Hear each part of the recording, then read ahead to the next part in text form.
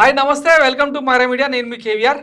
రాజకీయాల్లో సకల దరిద్రాలకు care of address Chandrababu Naidu అని గతంలో చెప్పుకుంటూనే ఉన్నాం. మనుషులను పురుగుల్లా చూసే ఆయన వ్యవహార శైలి, ఆయన విధానం ఎప్పుడు కూడా చర్చనీయాంశం అవుతూనే ఉంటుంది. తాజాగా సింగనమల ఒక పేద వర్గానికి చెందిన ఈర లక్కప్ప అనే వ్యక్తి మీద చంద్రబాబు చేసిన కామెంట్లు ఈరోజు సోషల్ మీడియాలో పెద్ద ఎత్తున వైరల్గా మారినాయి. ఒకసారి ఆయన ఏం మాట్లాడిండో విందాం. విన్న తర్వాత ఆయన గురించి మనం తూర్పారపడదాం. ఎమ్మెల్యే భార్యకి ఎమ్మెల్యే భర్త సీట్ ఇవ్వకుండా పద్మావతికి వాళ్ళ టిప్పర్ డ్రైవర్కి ఇచ్చారు. అవునా? నిజమేనా? ఇది గొప్పనే కదా. నాకు ఇప్పుడు ఇది చెప్పరా, నేను వస్తామంటే మాట్లాడి చెప్పానంటే భార్య కంటే టిప్పర్ అయితే ఇంకా టిప్పర్ డ్రైవర్ అయితే ఈ ఎమ్మెల్యేలు కూడా మేము ఎడం చేతితో వేలి ముద్ర వేసేవాళ్ళు పెట్టుకుంటున్నారు. ఆయన టిప్పర్ డ్రైవర్ పెట్టాడు. గొప్పడయ్యాను శభాష్. నిన్ను డెఫినెట్ గా అభినందించా. నీ తెలివితేటలకు ధన్యవాదాలు శభాష్. ఇది చంద్రబాబు ఫ్యూడల్ మెంటాలిటీ. గతంలో అంటే 2019లో ఆదిమూలపు సురేష్, నందిగామ సురేష్ లాంటి అంటే అతి సామాన్యులను తీసుకొచ్చి చట్టసభల్లో నిలబెట్టి గెలిపించిన ఘనత వైఎస్ జగన్మోహన్ రెడ్డి. ఈసారి ఆ ప్రయోగానికి మరింత పదును పెడుతూ ఈర లక్కప్ప మడకశిఖర వైసీపీ అభ్యర్థిగా ఇప్పుడు రిక్రూట్ చేశారు. ఆయనతో పాటు మొత్తం 15 మంది దాకా స్థానిక సంస్థల్లో గెలిచిన ఎంపీటీసీలు, జెడ్పీటీసీలు, ఇప్పటిదాకా ప్రత్యక్ష రాజకీయాలకు లేని వాళ్లను తీసుకొచ్చి వైఎస్ జగన్మోహన్ రెడ్డి ఒక సరికొత్త సమీకరణాన్ని ఆవిష్కరించబోతుంటే చంద్రబాబు అనే దిక్కుమాలనోడు ఏం చేస్తున్నాడో చూడండి. ఒక టిప్పర్ డ్రైవరు, వేలిముద్రగాడని మాట్లాడుతున్నాడు. ఇదే చంద్రబాబు నాయుడు తను ఇచ్చిన లిస్టులో 139 మందిలో ఎంతమంది నేరగాళ్ళు, క్రిమినల్సు, ఎంతమంది చదువురానోళ్ళు ఇచ్చిరో లెక్క తీద్దామా? ఈయన నోటితోనే గతంలో ఏమన్నాడు తెలుసా? దళితులు అనేటోడు ఎవడన్నా, అంటే మనిషి అనేవాడు ఎవడన్నా దళిత కుటుంబాల్లో పుట్టాలనుకుంటారా, మాదిగమాలలో ఇంట్లో పుట్టాలనుకుంటారా అని చెప్పి మాట్లాడతాడు. తర్వాత నాయి బ్రాహ్మణుల తోకలు కత్తిరిస్తా అని గతంలో ఆయన అన్నమాట అప్పట్లో సంచలనం. రైతులకేమో వ్యవసాయం దండగా, కరెంట్ ఇస్తే ఏం చేసుకుంటారు, తీగల మీద బట్టలు ఆరేసుకుంటారు అని మాట్లాడతాడు. మందుబాబులకేమో ఉచితంగా నాణ్యమైన మందు, తక్కువ ధరలకు నాణ్యమైన మందు పోస్తా అంటాడు. మీ జీవితాలను నాశనం చేస్తా అంటాడు.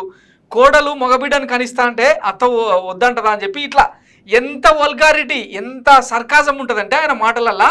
చెప్తున్నా కదా, అంటే 2 ఎకరాల ఆసామి ఖర్జూర నాయుడు ఆస్తులు కేవలం 2 ఎకరాలు.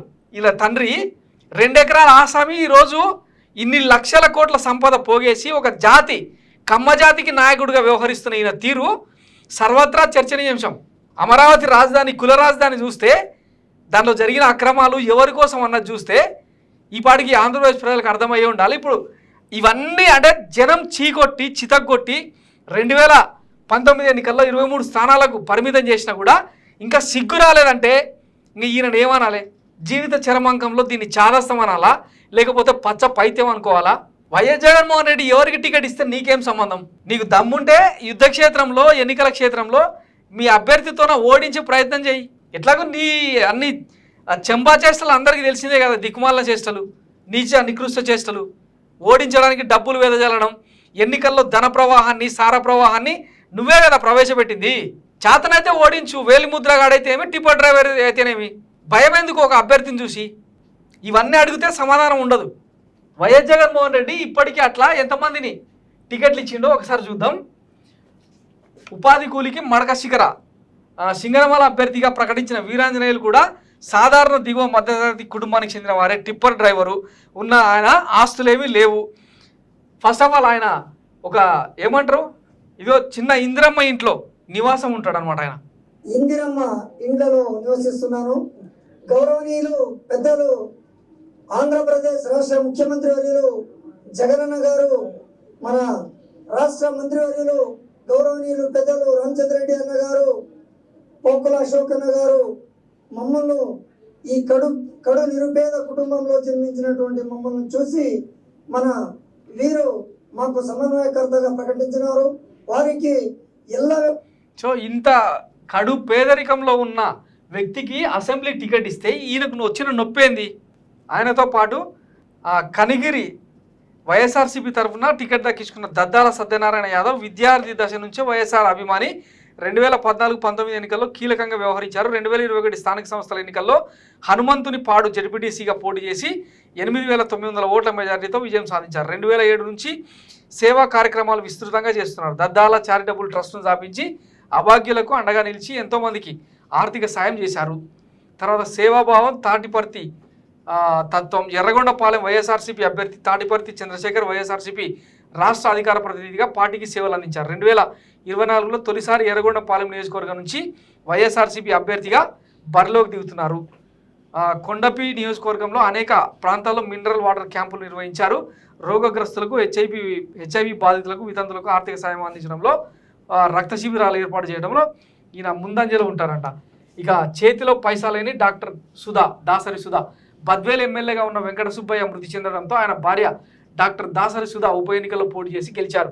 గెలిచిన మరుక్షణం నుంచి ఆమె నిత్యం ప్రజాసేవలో నిమగ్నమై పనిచేస్తున్నారు. ఇది బద్వేల్ సంబంధించిన ఎమ్మెల్యే అభ్యర్థి ప్రొఫైలు.